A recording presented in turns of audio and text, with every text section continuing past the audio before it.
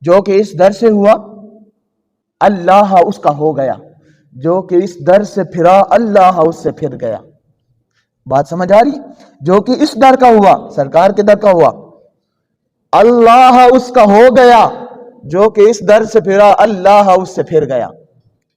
حضرات ذی وقار، سرکار عالی وقار صلی اللہ علیہ وسلم کا مقام مرتبہ کیا ہے؟ ایک اور مقام پر حضرت سیدنا عبداللہ بن جابر رضی اللہ تعالیٰ عنہ سے روایت ہے، تاجدار رسالت صلی اللہ علیہ وسلم نے ارشاد فرمایا، میں رسولوں کا پیش رو ہوں، میں رسولوں کا پیش رو ہوں، جو سارے امتوں کی طرف رسول آئے میں ان کا بھی پیش رو ہوں۔ فخریہ نہیں کہتا، اللہ اکبر۔ یہ جملہ فرما کر سرکار علیہ السلام نے تعلیم امت دے دی کہ اے میری امت، اے میرے غلاموں، تم جتنے بڑے مقام منصب پر پہنچ جاؤ پر فخریہ نہ کہنا، فخر نہ کرنا، مقام منصب کے حوالے سے فخر نہ کرنا۔ اور سرکار فرماتے ہیں میں نبیوں میں آخر ہوں، فخریہ نہیں کہتا، اللہ غنی۔ اور سرکار فرماتے ہیں اور میں وہ ہوں جو سب سے پہلے شفاعت فرمائیں گے، میں وہ ہوں۔ سارے انبیاء، ملائکہ، رسول سارے قیامت والے دن ہوں گے، پر شفاعت کا دروازہ سرکار مدینہ صلی اللہ علیہ وسلم کھولیں گے۔ پر سرکار فرما رہے ہیں شفاعت سب سے پہلے میں کروں گا، پر میں فخریہ نہیں کہتا۔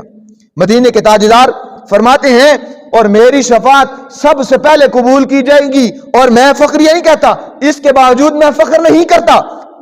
یعنی یہ بیان اظہار بطور بڑائی اور فخر کے نہیں ہے۔ حضرات ذی وقار، سرکار خود فرما رہے ہیں یہ جو میں بیان کر رہا ہوں یہ اظہار فخر کے لیے نہیں ہے، اظہار بڑائی کے لیے نہیں ہے، بلکہ یہ بطور شکر نعمت ہے۔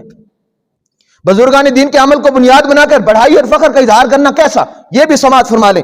میرے محترم عزیز دوستو، بس اوقات بعض لوگوں کا انداز اس طرح ہوتا ہے کہ انتہائی تکبرانہ لہجے میں گفتگو کرتے ہیں اور اپنی چال ڈھال اور ذہن سہن کا بڑھائی میں اس طرح فخر کرتے ہیں، تکبر کرتے ہیں کہ اللہ تبارک و تعالیٰ کی بارگاہ میں ملعون ہو جاتے ہیں۔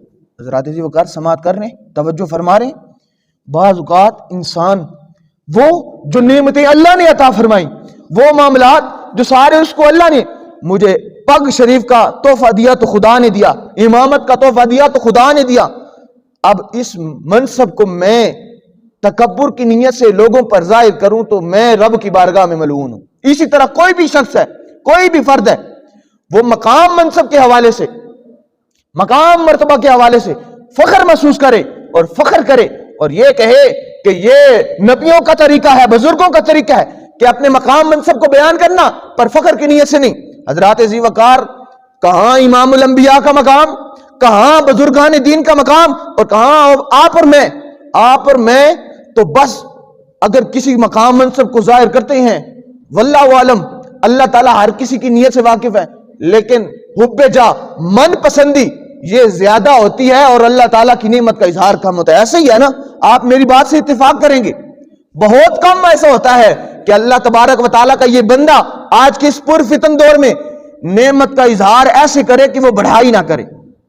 حضرات ذی وقار، مدینے کے تاجدار صلی اللہ علیہ وسلم اتنے بڑے مقام منصب پر ہونے کے باوجود آپ نے کبھی فخر نہیں فرمایا۔ آپ حبیب اللہ ہے، آپ رسول اللہ ہے، آپ محبوب خدا ہے، آپ امام الانبیاء ہے، آپ سردار اولیاء ہے، سرداران امت ہے۔ رب العالمین نے اتنا مقام منصب عطا فرمانے کے باوجود آپ علیہ السلام کی زبان سے کبھی فخری جملے نہ ادا فرمائے، حضور نے کبھی فخری جملے نہ کسے۔ لیکن آج ہمیں تھوڑا سا مقام منصب مل جائے، تھوڑا مرتبہ مل جائے، ہم اپنے بھائی کو ہی کم تر جاننے لگتے ہیں۔